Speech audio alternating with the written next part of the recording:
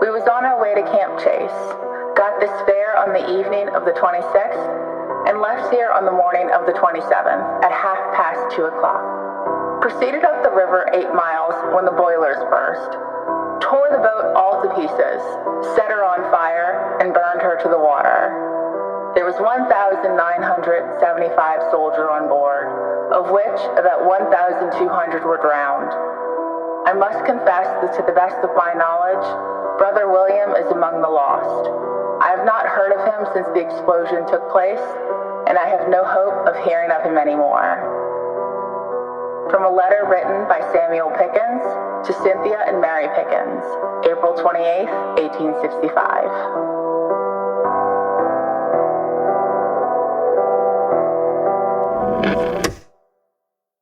Hey y'all, so this week we ain't got no ghosts or haunted places or anything. Instead, we are going to take a trip down the mighty Mississippi River and explore the worst maritime disaster in the history of the United States. It's an event that had a massive loss of lives just a few weeks following the Civil War, and it's something that a lot of folks haven't heard of. Of course, if you're into this type of history with all the old steamboats and stuff, this summer I'm going to be doing a show in the historic river town of Alton, Illinois. That's right, on Thursday, June 22nd, I'm going to be telling ghost stories at the Old Mineral Springs Hotel, just a stone's throw from the Mississippi River, to help kick off the annual Haunted America Conference, which is a blast to attend. So if you're interested in coming out, tickets to attend both the conference and the show are at ghostconference.net. But don't wait too long, because after-hour events for Haunted America sell out quick. So get over there now. The link is in the show notes. Also, if you haven't yet, I want to invite you to sign up for our newsletter. This month, we're going to be sending out a Southern Gothic mug to one lucky subscriber, and since signing up is absolutely free, there is no downside, y'all. Besides, if I'm honest, I'm really bad about sending newsletters out consistently, so if you're worried about getting spammed, I promise it's more likely that you're going to get ghosted. But this is a great way to stay connected if you're not a member of our Facebook group or a Patreon supporter, so please go sign up for a chance to win some swag. You can do it by heading over to southerngothicmedia.com/newsletter or clicking the link in the show notes. Now with that, let's go ahead and start talking about today's story. Well, as someone who grew up just right there next to the Mississippi River, my sister has become absolutely fascinated by steamboats, that classic antebellum South icon with the big paddle wheels and the calliope going, the whole deal, right? Well, this form of travel absolutely changed the way business could get done in the antebellum South, because it finally allowed people to both travel and send goods back up north up the river. Of course, this sometimes came at a cost, because even though some of these steamers were luxury vessels, they weren't exactly the safest means of travel. And as a result, numerous lives were lost. In fact, we've covered one of these tragedies before, the Eliza Battle, which sunk over on the Tombigbee River, and some people say they still see her apparition to this day. Well, on April 27, 1865, the worst of all of these disasters took place when one of the Steamboat Sultana's boilers suddenly exploded, unleashing a hellish inferno that consumed the ship and everyone aboard. A tragedy that was made even worse by the fact that this ship, which was designed to carry a maximum of 376 passengers and 85 crewmen, had over 2,100 people aboard on that fateful day.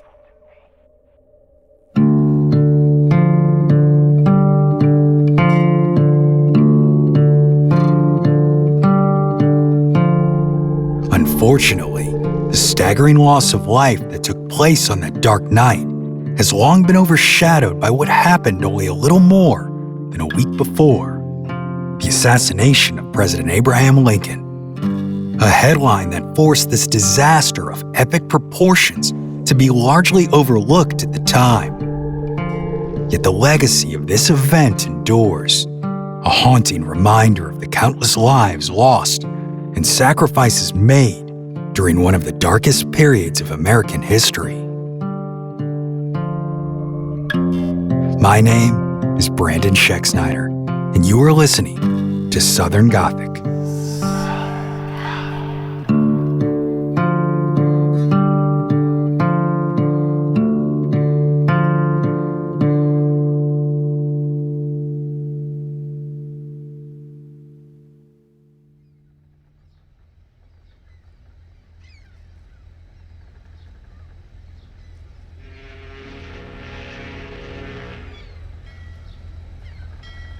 On January 3, 1863, the Steamboat Sultana was launched for the first time. Constructed from sturdy wood at the John Litherby Boatyard in Cincinnati, Ohio, she was an impressive sight. A side-wheeled steamer measuring 260 feet in length and 42 feet at her widest point. With a registered weight of 1,719 tons and a crew of 85, the mighty Sultana was designed to carry up to 376 passengers on a regular route between St. Louis and New Orleans.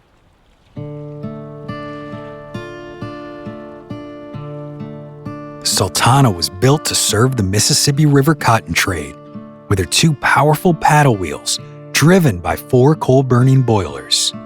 But in the turbulent years of the Civil War, the steamboat business was a risky venture.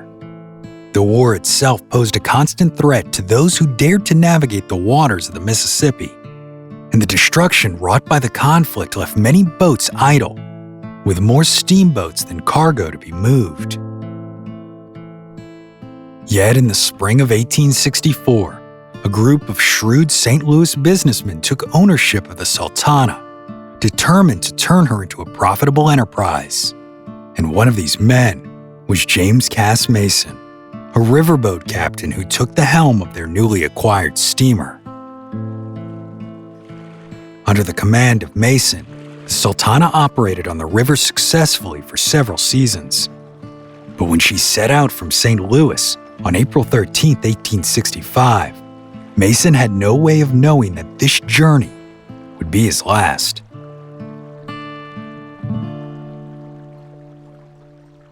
Just 2 days later, while docked at Cairo, Illinois, the captain learned that President Abraham Lincoln had been shot.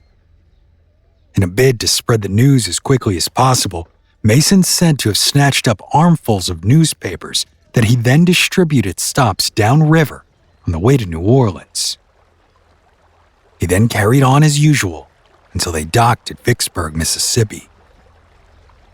There, U.S. Army Captain Reuben Hatch approached Mason with an offer that the riverboat captain couldn't refuse. Hatch was the chief quartermaster at Vicksburg, where a camp of thousands of recently released prisoners of war from Confederate prisons like Cahaba and Andersonville were all waiting for a way to get home, and it was Hatch's duty to make that happen. So the quartermaster told the riverboat captain that he'd fill the Sultana with about 1,400 men if Mason agreed to give him a kickback of the profits. This type of arrangement wasn't necessarily uncommon. Due to the destruction of railroads during the war and the amount of men needed to be transported back north, river travel was deemed the most effective means for the task.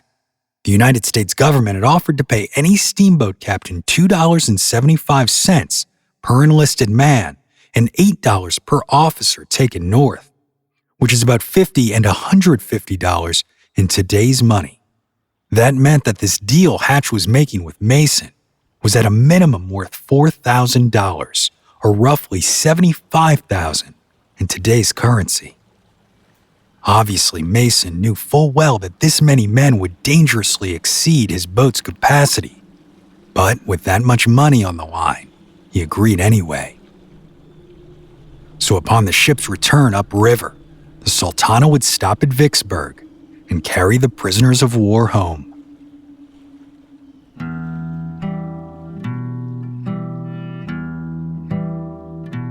On April 21, 1865, the Sultana set out from New Orleans with a crew of 85 men, around 70 passengers, and a small amount of livestock cargo. This trip north did not begin on a good note, though. About 10 hours south of Vicksburg, one of the 4 boilers sprang a leak, so the Sultana limped its way into port to be repaired and pick up the large load of passengers. Upon arrival in Vicksburg, a mechanic was brought in to address the leaking boiler, and his assessment was that the ruptured seam of the boiler needed to be cut out and replaced. Aware that such a significant repair would take several days to complete, delaying their schedule and risking his deal with Hatch, Mason and his chief engineer convinced the mechanic to make only temporary repairs with the intention of correcting it in full upon their arrival in St. Louis.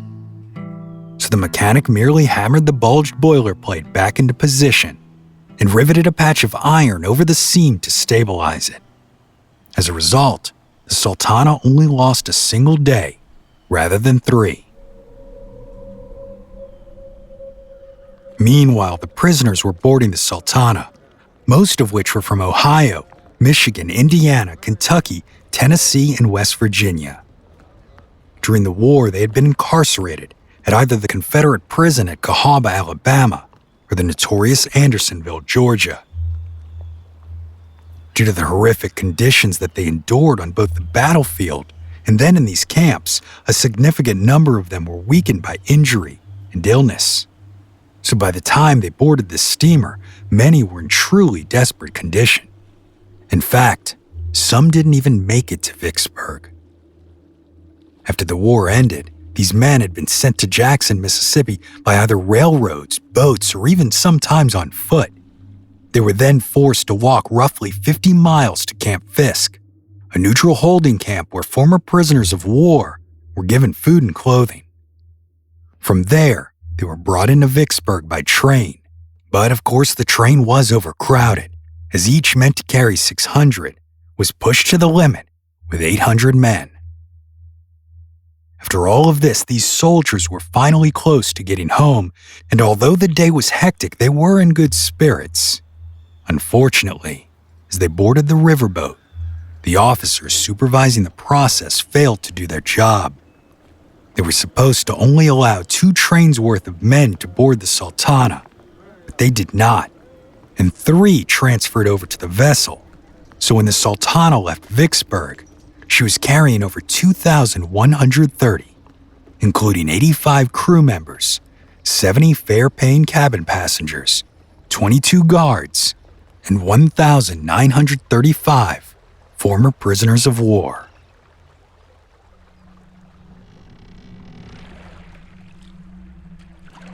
Still, the men's spirits were high. Unfortunately, the overcrowding was obvious as the ship's deck began to sag and creak.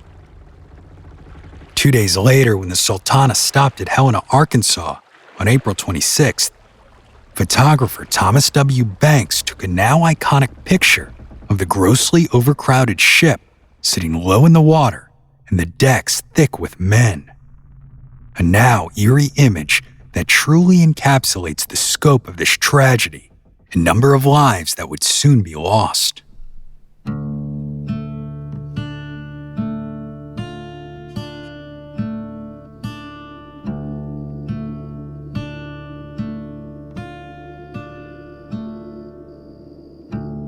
That evening, around 7 p.m., they arrived in Memphis, Tennessee.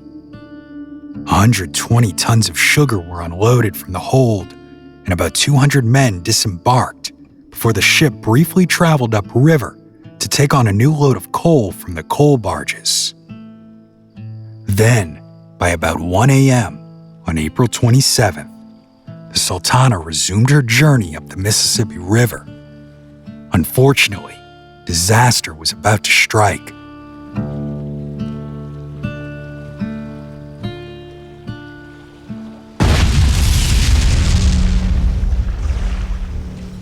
Around 2 a.m., the Sultana's patched boiler exploded.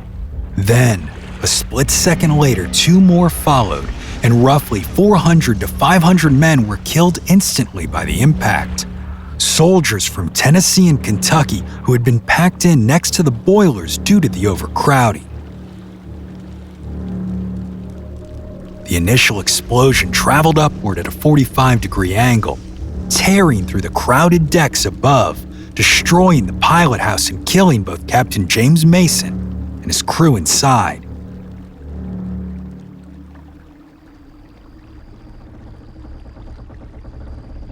The blast left a 25 to 30-foot hole in the steamer, and now without a pilot, the Sultana was nothing more than a drifting, burning hulk of a steamboat full of helpless passengers. Many on board woke to the explosion and the feel of hot water and embers falling on them. Others found themselves airborne, thrown back by the concussive force of the blow.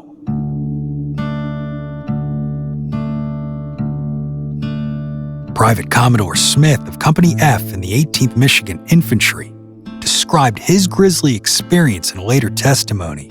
Quote, "At the time her boilers exploded, I was lying sound asleep on the lower deck, just back of the rear hatchway to the hold. I was not long in waking up, for I was nearly buried with dead and wounded comrades.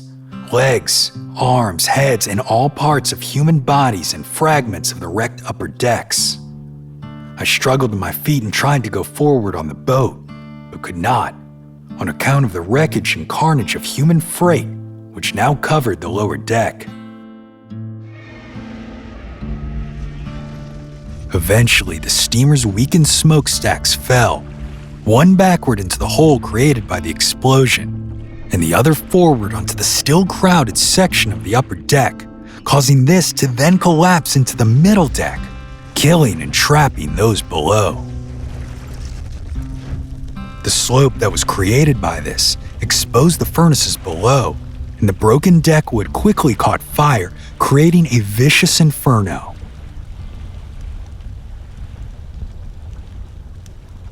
Fortunately, the Sultana was facing into the wind, so the flames blew backward toward the stern, allowing a significant number of passengers to scamper to the bow for a little bit of safety.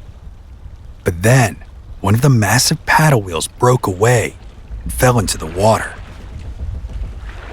Now off balance, the boat began turning around completely until the second wheel followed the first into the river's waters. Unfortunately, this meant that the roughly 400 survivors who had sought safety on the bow were now directly in the path of those flames. There were now only two options for the men who survived that initial blast: stay aboard the ship and die in the fire, or jump overboard and take a chance in the chilling waters of the Mississippi River. According to Private Commodore Smith, and now occurred the hardest task of my life. The boat was on fire, and the wounded begged us to throw them overboard, choosing to drown instead of being roasted to death. While our hearts went out in sympathy for our suffering and dying comrades, we performed our sad but solemn duty. I say we because there were others besides myself who were fortunate enough not to be hurt or blown overboard by the explosion, and they too were doing all they could to alleviate the sufferings of their unfortunate comrades. We waited, hoping, but in vain, to be rescued from the burning wreck. When at length the last shadow of hope had expired, we were forced to leave the burning boat and try our luck in the seething, foaming cold and turbulent waters of the mighty Mississippi. It was about 2 o'clock in the morning, and almost total darkness prevailing except the light from the burning wreck. So we proceeded to perform carefully, but hurriedly, the most heart-rending task that human beings could be called on to perform: that of throwing overboard into the jaws of certain death by drowning those comrades who were unable to help themselves. Some were so badly scalded by the hot water and steam from the exploded boiler that the flesh was falling from their bones. The lucky ones were able to cling to debris in the river, some grasping onto dead horses and mules that had been traveling as cargo, but others, limited by their strength, sunk into the water below. The scene was utter chaos. First rescue attempt arrived roughly half an hour after the first explosion took place. While there were massive casualties from the disaster, survivors were found. We'll discuss these attempts to save lives, explore the aftermath of this horrific tragedy, and more after the break.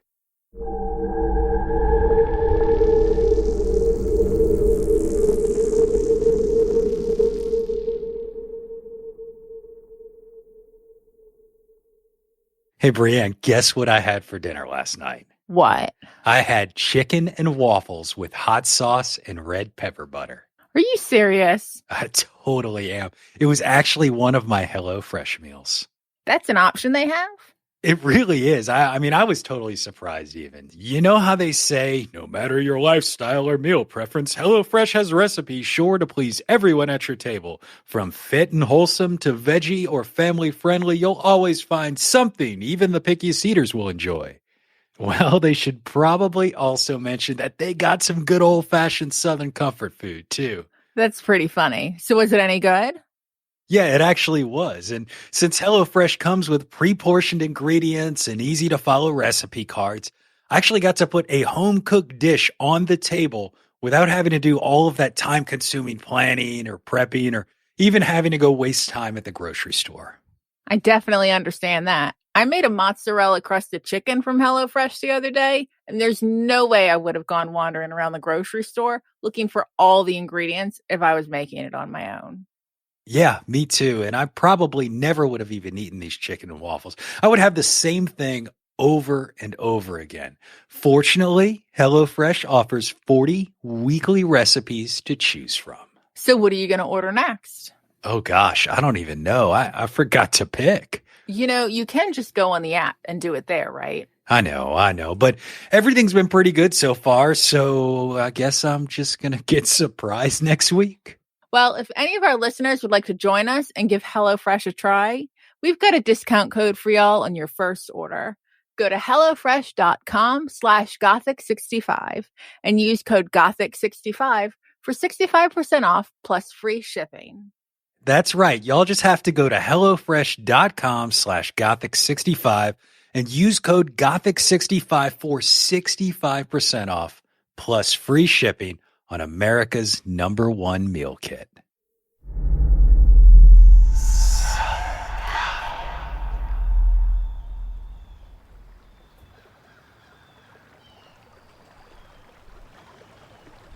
Around 2 a.m. on April 27, 1865, the Sultana's patched boiler exploded, starting a chain of catastrophic events to unfold, instantly killing hundreds and leaving over 1,000 men scrambling for safety, many clinging to debris in the murky Mississippi waters.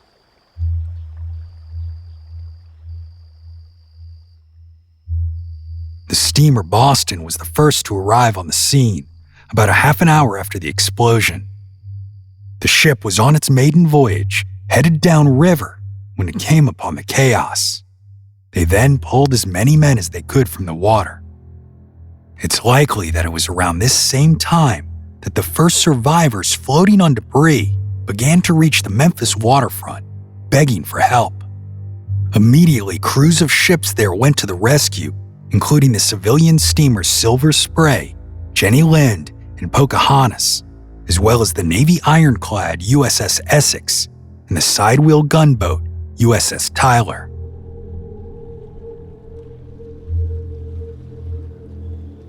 Meanwhile, the burning hulk of the Sultana drifted about 6 miles downriver back towards Memphis before sinking near the west bank of the Mississippi River around Mound City, nearby present-day Marion, Arkansas. All those who survived the disaster were located within 12 hours after the explosion. They were then taken to hospitals and soldiers' homes where they could be treated. The majority of them suffered from scalds and broken bones, but almost all of them were overcome with extreme exhaustion and exposure from floating in the frigid water. As for the dead, efforts were made to pull them from the river as quickly as possible, and each of them were placed in pine coffins along the riverfront. But there were just so many bodies that Memphis and the surrounding communities ran out of coffins. so the remaining bodies were laid out next to each other on the levee, covered by blankets. Sadly, the remains of those who perished continued to be located for months, with some traveling as far south downriver as Vicksburg, and many were never recovered at all. The final death toll of the tragic event is unknown, although the most recent evidence places the number at 1,169, while other counts over the last century and a half have claimed that as many as 1,547 men lost their lives in the disaster. Out of 70 civilian passengers, only 21 survived, and of the 85-member crew, only 28 lived. As for the veterans of the war, only 6 of the 22 guards survived, and 913 ex-prisoners of war made it out of 1,960. To this day, the Sultana's destruction remains the worst maritime disaster in American history.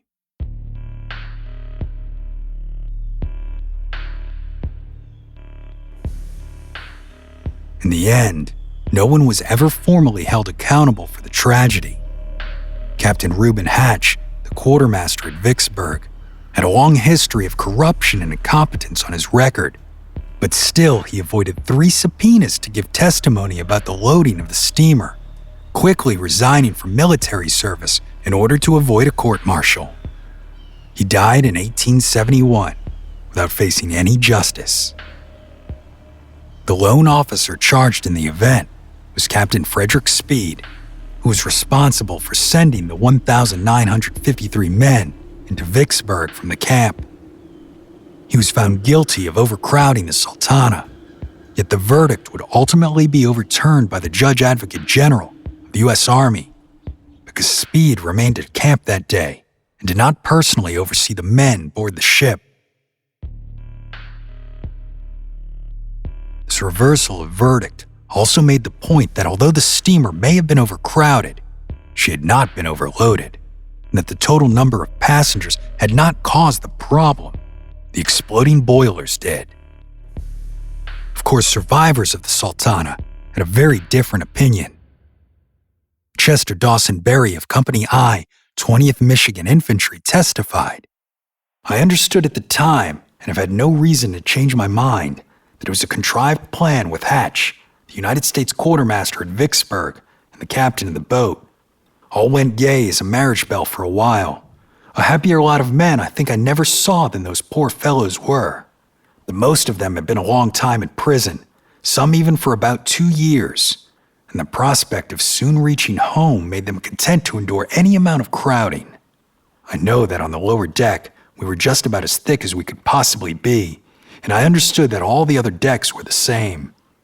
The main thought that occupied every mind was home, the dearest spot on earth." Ultimately, though, it was Captain James Mason who was responsible for ensuring the safety of the Sultana, her passengers, and crew. He was the one who ordered the patchwork repairs and allowed far too many men aboard, cutting corners in order to make a hefty profit. And for that, he paid the ultimate price, and he was killed during the initial blast. The official cause of the disaster was determined to be mismanagement of water levels in the boilers, a problem that was exacerbated by the fact that the steamer was top-heavy due to overloading.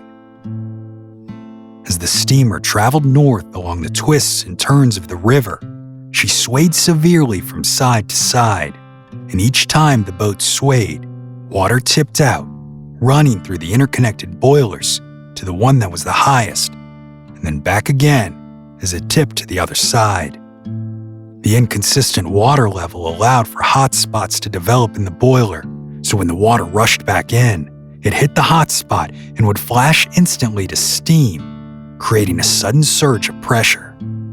The problem could have been reduced by careful monitoring and ensuring that the water level remained high in the boilers for the duration of the trip. But it obviously was not, and the hot spot flash of steam and pressure was ultimately too much for that faulty repair completed in Vicksburg. It was that boiler that exploded first.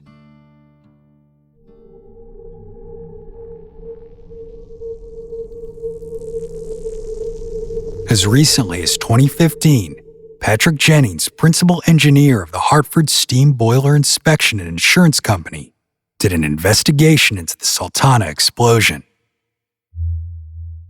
Jennings concluded that the failed boilers were influenced by three main factors. First, the metal used in its construction, charcoal hammered No. 1, became brittle with prolonged heating and cooling. The industry had become aware of this instability in the years following the Sultana disaster, and the material was no longer used after 1879. Second was the use of Mississippi River water to feed the boilers. The sediment in the water was difficult to properly clean out and tended to settle at the bottom of the boilers or clog between the flues, preventing water from reaching certain areas, resulting in hot spots. The third and final reason was the design of the boiler itself. The 24 horizontal 5-inch flues were closely packed together, making it incredibly difficult to clean, and therefore they were easily clogged by the Mississippi River sediment. For these reasons, this type of boiler would eventually be discontinued from use on the lower Mississippi River. But first, 2 more steamboats using them exploded after the Sultana did.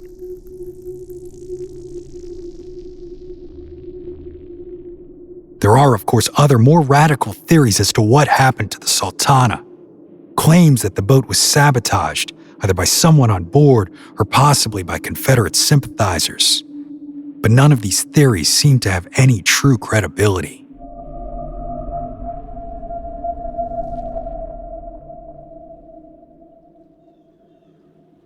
As for those who perished on the night of April 27, 1865, they were first interred at the Fort Pickering Cemetery on the south shore of Memphis, Tennessee. And when the Memphis National Cemetery was established the following year, the remains were reinterred there. Although there is no federally erected monument to the victims of the Sultana, there have been local monuments erected in both Memphis and Knoxville, Tennessee, Muncie, Indiana, Cincinnati and Mansfield, Ohio, Hillsdale, Michigan, Vicksburg, Mississippi, and Marion, Arkansas. And it's there, in Marion, Arkansas, where the Sultana Disaster Museum was founded in 2015. Upon one of its walls is the name of every soldier, passenger, and crew member who was aboard the steamer on that fateful day.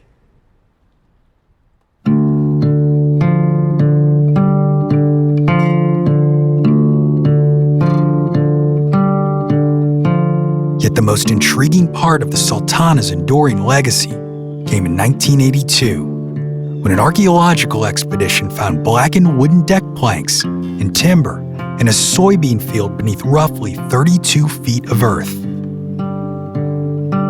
Though the mighty steamboat had sunk in the Mississippi, the river had changed course over the intervening years, leaving remnants of the Sultana under dry land, roughly 2 miles inland from where the river flows today. My name is Brandon Schexnayder, and you are listening to Southern Gothic.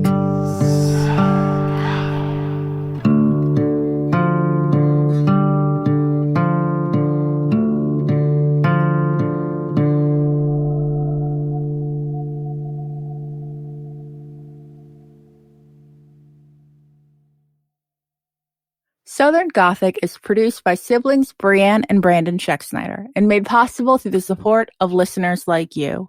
If you're interested in receiving ad-free episodes and additional content, be sure to join us over on Patreon or become a premium subscriber on Apple Podcasts.